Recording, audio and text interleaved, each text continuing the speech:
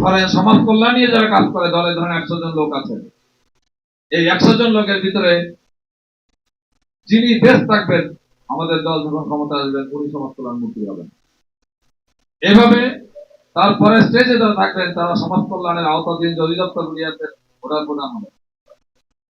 তাহলে আজকের যে সচিবালয় কেন্দ্রিক যে সচিবদের যে দৌরত্ব, ফাইল সরে না, টেবিল আটকায়, এই দৌরত্ব থাকবে না, কারণ ওনারা এক্সপার্ট।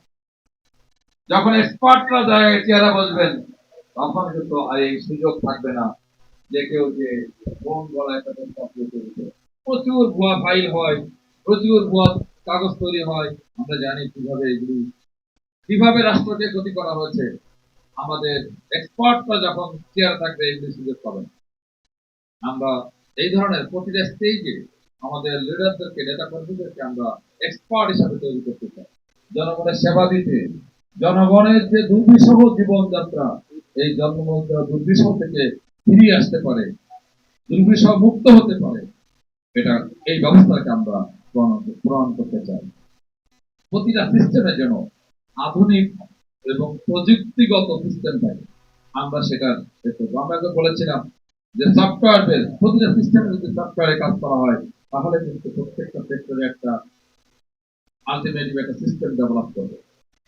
আমরা সেই সিস্টেমগুলি ডেভেলপ করতে চাই। আমরা আমরা ইতিমধ্যেই কমপক্ষে 100টি রাজনৈতিক দলের সাথে কথা বলেছি, ওয়ান টু ওয়ান কথা বলেছি তাদের সাথে, যেন আমরা যে আসতে চাই, আমরা কারা, আমরা নিজেদেরকে জানান দিয়েছি, তাদের সাথে পরামর্শ নিয়েছি, তাদের অপিনিয়ন নিয়েছি আমরা, এবং একটা সম্প্রীতির বন্ধনে বাংলাদেশকে আমরা আবদ্ধ করতে চাই। রাজনীতির জন্য, রাজনীতিবিদরা যেন একে অপরের বন্ধু হিসাবে একই অঙ্গনে একই সঙ্গে রাজনীতি করতে পারে, আমরা এরকম একটা এনভায়রনমেন্ট ক্রিয়েট করতে চাই। আমরা চাই বাংলাদেশ সে জনগণ এই প্রতি 10 বছর পর পর তার রক্তদানের মধ্য দিয়ে, বারবার রক্তক্ষরণের মধ্য দিয়ে একটা জাতিকে বারবার এই দুর্দশার মধ্যে যেন ফেলে না দেওয়া হয়।